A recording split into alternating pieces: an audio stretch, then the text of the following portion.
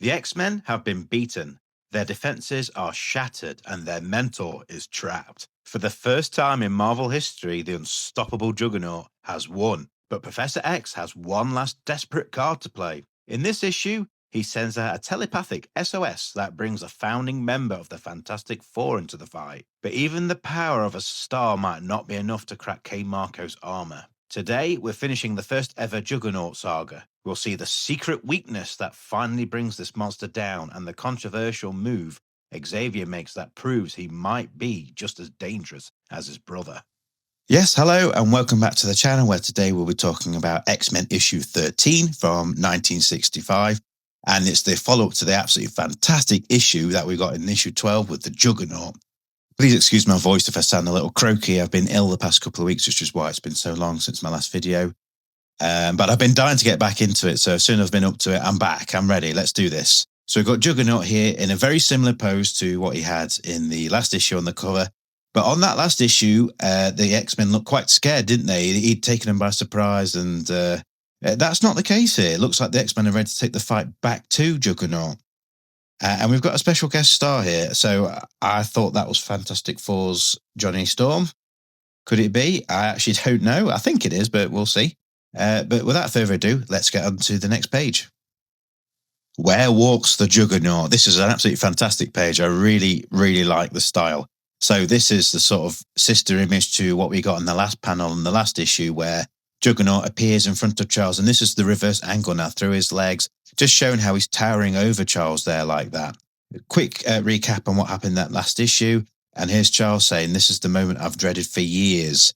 And just look how imposing Juggernaut looks over Charles like that, and he's sat in his wheelchair. He's completely helpless. His powers don't work on him. He's completely at his mercy. So let's see where this goes.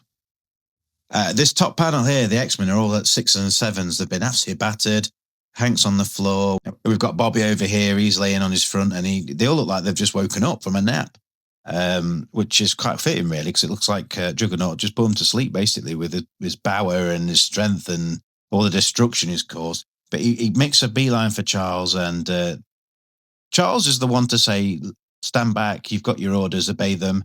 I've got a plan, I've got an idea."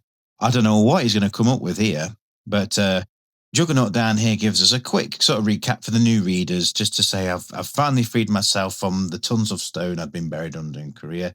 Just a bit of exposition there, really. Just a real quick recap of who Juggernaut is. Again, 50% of the people picking up the magazine probably haven't even seen the first one. I'm talking about 1965 now. I've got to think back in the 60s, they're always aware that people are going to be picking up. This might be the first issue of X-Men they ever pick up. So just a quick recap what's going on there. But this is interesting to note. The sheer power of him just standing there, the aura he gives off is enough to push Charles's chair back. He's not even touched him yet, but the sheer power he gives off is enough. And I don't know what he thinks he's going to do here. He's got the supreme weapon, and he thinks he's bluffing. And it's a little cliffhanger for us here, isn't it? To say, keep flicking, keep turning the page. So Charles plays the ace up his sleeve, which is his mental powers. It has no effect because, as Juggernaut explains, the crimson bands of Satorak gave him this psionic helmet, which is capable of protecting him from any mental attack. So it's the full package, isn't he, Juggernaut? So sometimes they've got the brawn, but they're susceptible to mental attack, but not Juggernaut. He's an all-rounder. Charles's defense fails. He's at his mercy. It's over for him, so the X-Men do finally step in. Jean lifts him up with a telekinetic power, while Cyclops drills down with his beam, and they dump him down there. And Bobby drops some ice boulders on him for good measure, and they've decided that that's going to keep him down in the meantime while they regroup and figure out what they're going to do. So they rush to the lab where Charles has been working on a new invention. He calls it the Mento helmet. And just a quick glimpse will tell you, this is the sort of prototype for the modern day Cerebro, right? So we've had Cerebro in previous issues. It was basically just a machine on the desk, where we know in modern day it's more like a helmet. We've got something like that now, and he explains that it does amplify his mental abilities. So it is that sort of Cerebro and all but name. So it's not used to find people; it's used to enhance his powers. So all the pieces are there for the Cerebro puzzle, and it's not quite been put together just yet. But this is certainly a step forward in that regard. So they final adjustments to it, and he puts it on, and it says he's got that much energy. He has to send something out into the city. I don't know. It seems like a strange thing to put in there if it doesn't do anything. I think this is how we're going to get our guest star, isn't it? So this is going somewhere. I think it's going to hit someone who's going to join the story shortly. We have a bit more exposition here where Juggernaut fills in the gaps from his story, again for the new reader, just saying how he got his unstoppable power from the Temple of Satorak. And then he starts fighting into the very earth, look, and he's crawling his way up there and making these little holes. And Cyclops trying to push him down with his beam, but Juggernaut very cleverly sort of makes his way underneath him there and pushes up through. It's funny here that Angel says he's going to fly down there and tackle him. He's so full on, he's so headstrong, isn't he, Angel? He's almost useless in this story. His power really can't do anything against him. So Cyclops has got his beam. Jean's got her telekinetic powers. Bobby's ice might be some help, but I would say Beast and Angel got nothing really that they can bring to the party. So really it's down to, well, Professor X and what he can do with his Mento helmet, I guess. So Cyclops and Angel, I would say, foolishly get into a bit of a fist fight with Juggernaut. So Cyclops has used his meme, but it's only holding him back slightly. He can fight through, so that should show you how strong he is. We've had previous issues where he was able to force an elephant across the floor with it. It was that strong. But here, Juggernaut's sort of closing in on him. And like I say, I mean, Angel, what's he going to do, realistically? He's punching him. It does nothing. Cyclops is able to at least kick him away, which is somewhat dubious. They do say that he's caught off guard a little bit, but I don't know. I think maybe they've got away with one there, the writers. And they go back in again, look, so they both tackle him. I guess they've got nothing else to lose now, have they? This is the final throw of the dice as far as these two are concerned. They've got nothing else they can do except to physically fight him. And then we've got a plane here, so they receive a message. This must be from Charles's mental projection. But there's something coming through, but not through the radio, I should say. So let's see what that is. So we've got these great couple of moments up here that are almost straight out of the MCU. Here, the mental waves are picked up by this teen brigade. I'm not sure exactly what they are meant to be. I'm hoping someone in the comments can fill me in on what I'm missing here. It's not immediately obvious to me who these people are. And this is great. This threw me. I mean, you've got Matt Murdock here, and he senses it, he hears it. No one else in the courtroom can. And for the people not in the know, he laments that he can't change into Daredevil and run to help. But obviously a wink to the Daredevil comic there, and I love that. I love little nods and things. So just that one panel, and you've got this whole other story happening in the Daredevil storyland. So that's great. I enjoy that.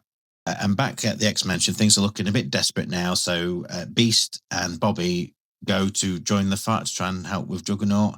But Jean is asked to stay. They do talk briefly about taking Charles away, but he says, no, this is it. We've got to stay here. And whatever happens, basically. Things still not going very well with the fight with Juggernaut, and as suspected, Angel, just a complete liability, really. Cyclops has to momentarily lessen his beam so that it doesn't hurt Angel as he's been thrown around. Whether he's helping or not is debatable there. I think he's probably been more of a hindrance, if anything, but at least it gives Cyclops a quick breather while he figures out what he's going to do. They have a quick chat about how they're going to continue fighting. But Juggernaut's caught out here. The very floor beneath him is turning to ice, and it seems like Bobby's come to help and might help make a difference. This is a great issue for cameos and guest stars. So now we've got Johnny Storm. Got this awesome looking racing car, very 60s looking, that, isn't it? You don't see anything like that today. Did you even see that back then? I don't know. But yeah, really interesting design. And they're talking about cars and the fact that Johnny's out being a hero and he could just be racing instead. And he's like, yeah, he's right. And then he thinks he's going crazy. He starts hearing this voice. And he said, oh, actually, no, I'm not going crazy. I'm hearing someone. Someone's coming through loud and clear. And it's this guy, Charles, who's in charge of the X-Men. And he hears this plea. It sounds like they're in big trouble, but I have been warned against traps and got to make sure that the big wedding doesn't get ruined. So we're quickly told about the annual Fantastic Four, number 4, that's on sale. So a nice little nod to another magazine. It's one of those, if you're enjoying this, go check out Fantastic Four. I imagine Fantastic Four is probably still the most popular comic at this time, isn't it? I mean, I don't think Spider-Man's quite up there just yet, is he? I actually don't know for sure. And then we've got a nice little mention here of Doctor Doom as well. So that's just thrown in there. So you're getting a real buzz out of this issue with the X-Men because all sorts of characters being thrown in there. Charles realizes he's been in touch with the Human Torch, but he senses that he didn't quite trust himself and trust the message. And they have a quick discussion about what that might mean for the battle. And he got to try to get him there, basically. He thinks, even though, his power is not more powerful than the X-Men, he's got a different type of power. And combined with the X-Men, it might just be enough to turn the tide. So whatever it takes, he's got to try and get in touch with them again. This is the last roll of the dice, really, a bit of a wild card that he didn't anticipate. And it might actually help the situation. Elsewhere in the mansion, the guys are still trying to encase Juggernaut in ice. And it's really just delaying tactics to buy Professor X some time to figure out what they're going to do. He breaks free and it's back on again. And they're right back in the mix. Beast enters the fray now, and I thought he'd be useless, but actually he's proven to be quite effective. So he's leaping around, and Juggernaut too slow to catch him, and he's got this little bounce back here, kicks him in the back, and this is a great panel here, isn't it? So he's actually physically whizzing and whooshing around him, and there's a bock and a whack and a thump, whatever they are, and you see that Juggernaut's got his hands out, he can't quite catch him, and this is all delaying, isn't it? So the last issue, it was like an unstoppable force. I talked about it being a bit like Jaws. But in this issue, now he's actually arrived within the house. It's a bit slapstick almost in comparison to that monster vibe I was getting in the last issue there. The only thing of real note on this page is that Beast gets this mental thought from Charles to say, try and loosen his helmet. That might be a way in. That might be a thing we can do to change the tide. Aside from that, you've got, they're talking smack to each other and having this fight. And I don't know, it seems like there's a lot happening, but not a lot happening at the same time. It's sort of not quite living up to the previous issue for me at the moment. I'm slightly disappointed as I'm reading through. They built him up to be such a menace, such a force with such strength that now he's there. It's like they don't know what to do with him, really. I mean, the writers now, because based on the last issue, he should have absolutely smashed him to pieces by now. But he hasn't, and they're just sort of dilly-dallying while the issue cracks on. In comparison, this page is absolutely great. A real masterstroke, genius move, really. Much better than probably all the previous pages put together of the fight, that is. So Juggernaut rushes through, and in typical Juggernaut style, goes straight through the door while Beast jumps out the way. And Beast is absolutely battered now, so no more messing about, flipping about. He's done. He's down. He can't even stand up. But what Juggernaut's done unwittingly is run straight into the danger room. So we're so used to seeing the X-Men using the danger room for practice and all the drills and things. I'd never considered what would happen if a villain got caught in there before, what would happen. But Beast has that great idea, turn on the danger room, and immediately the danger room comes to life. And I'd be very interested to see how Juggernaut handles the danger room, to be fair. The room's keeping him occupied for sure. This is an absolute panel of carnage up here. There's all sorts going on. But Juggernaut just starts ripping the guts out of the room, and this is the sort of biggest thing they can throw at him. They've got this big 10-ton barrel of steel rolled towards him. If this doesn't stop him, nothing will. And it doesn't stop him. It says here that this irresistible force meets an immovable object, and it actually boosts it back towards Beast. So this is really backfired here. That's it now. Beast is done. The roller makes his way towards him. He hasn't got time to turn it off, so he tries to jump over, and there's this thud of his head, and he's out cold. Look at that. He's thoroughly beaten there. And Juggernaut says he'll come back and finish the Beast and all of them, so he's not going to kill him yet. That great mistake that villains always make. But we move away now to Johnny Storm, and he's driving in another very cool-looking car. I like that one a lot. And Charles gets through to him. He sort of trusts him now, and he says, I'm not the cautious type anyway, that's why I'm in the Fantastic Four. And it all leads up to this moment where he parks the car up because he's, why would you drive when you can fly? And you've got that great flame on moment. So he throws off the Mento helmet, aka Cerebro, and he says, it's now or never. I've got all the power I'm ever going to get. It has to be now. Charles sees something I don't, because he says, where's Angel? He's key to the plan. So I've been sort of ragging on Angel through this issue, saying, why even bother? I mean, I always think that about Angel, to be fair, but he's actually going to be instrumental to the outcome of this fight. And this is it. He's face to face with Juggernaut again. This time, Jean runs interference and uses the telekinetic powers again, but he's breaking through pretty quick.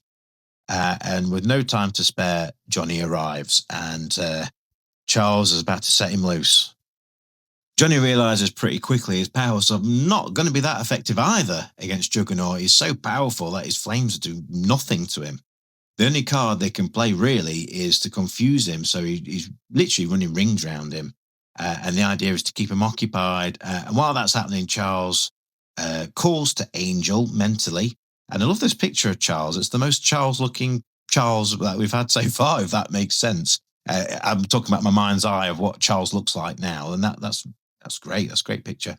And it looks like Angel's almost down for the count, but he brings himself to his feet, says he can't let Charles down. He's got to help. And he arrives, and it's time for the final phase of Xavier's plan.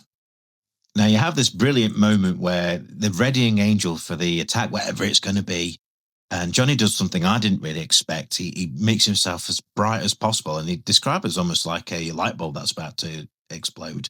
And look at Juggernaut covering his eyes. This is a really great sort of tactic, actually. I hadn't even thought about that. But Charles did, and that's why he leads the X-Men, and I just read about him.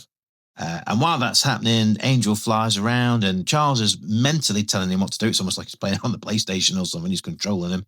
But he's flying around, and Johnny sort of says, well, what is the plan? And he says, just watch, basically. Keep flying around, and now this is the time. Do a dive. And this is it. The plan comes to fruition now, where Angel dives down, and he's actually able to remove the helmet, and it turns out that Beast had loosened it in his fight, so it wasn't all in vain. He gets the helmet away, and he's now susceptible to Charles's power, you can see. So he fires this sonic beam at him, or whatever you want to call it, and he weakens him down. But his hatred is so strong that even though I imagine most people would be down and out at this point, he's still sort of crawling towards Charles. Look at his hands. He's going to probably strangle him. He hates him that much, and Charles can really feel it. He's infected by it. The hatred is really, really compelling here. Charles fires that final sonic bolt at Juggernaut, and he's done. He's KO'd. And the authorities are going to take him away, and that's the end of Juggernaut, I guess. So I guess we're never going to see that villain again, right? And this is a real strange turn of events here now. So I did not expect this. So Charles uses this yellow beam now. I guess the colours are meant to differentiate for us. That one's going to hurt him, one's not painful. But why did he do this, Charles? He just removes his memories of the whole issue. And Johnny flies on his way and says, I wonder what am I doing here, basically, and flies off. Why? Why has he done that? The only thing I can think is to protect their identities. I mean, Fantastic Four are good guys, and they're good guys, so what's the problem? I don't know. It seems unnecessary. If anyone's got any comments as to why they think Charles has done that, let me know. I'm sort of a bit dumbfounded, really, as to why that's taken place. Seems really unnecessary. And that brings up another point where, so Kane's going to go to jail, right? And going to be with prisoners, the police, but he knows who Charles is and who the X-Men are and where they live. Is he not going to say? I mean, I don't see Charles wiping his memory. I mean, you'd have to wipe it back pretty far, wouldn't he? But that's, if that thought needn't have come up if they'd not done this thing with Johnny first. Why wipe anybody's mind? And if you're going to wipe his mind, why not his mind? I mean, it's a bit of a plot hole, I think, personally, but I'm happy to be wrong or to be proven wrong if anyone's got any ideas what is going on here. And you got this cheeky ending. It reminds me of like what you used to get in the ending of the old Star Trek series with that sort of funny music in the background while someone says something quirky. They're all in bed. Jean's nursing them, and they're going to make the comments that they're going to make, guys. And they don't let us down on that regard here. But Charles says, rest up. I've got something in store for you all. And they think it's going to be some sort of reward. But no, it's a broom each, and they all get to clean up. And look at his little smirk. But they do say join us in the next issue where one of the strangest menaces of all confronts the X-Men. Let's skip ahead and take a quick look at that front page. And my goodness, a weird pose aside, that is crazy. But it's a Sentinel, and we're seeing the Sentinels for the first time. They don't look like this so much going forwards. I mean, in the head they do, and the basic anatomy is the same and the look, but the colours certainly change. And Sentinels, I sort of picture them as being quite tall and imposing. This guy is just freaky hands is not doing that for me, but it's a very exciting, huge step forward in the world of the X-Men, because the Sentinels are always there, aren't they, in the background lurking, and they speak to that bigger hatred from mankind. Be fascinating to see the origins of the Sentinels and how they're developing that next issue. So do join us for that. So please like and subscribe if you enjoyed this video. If you want to see more, if you want to continue on the X-Men journey.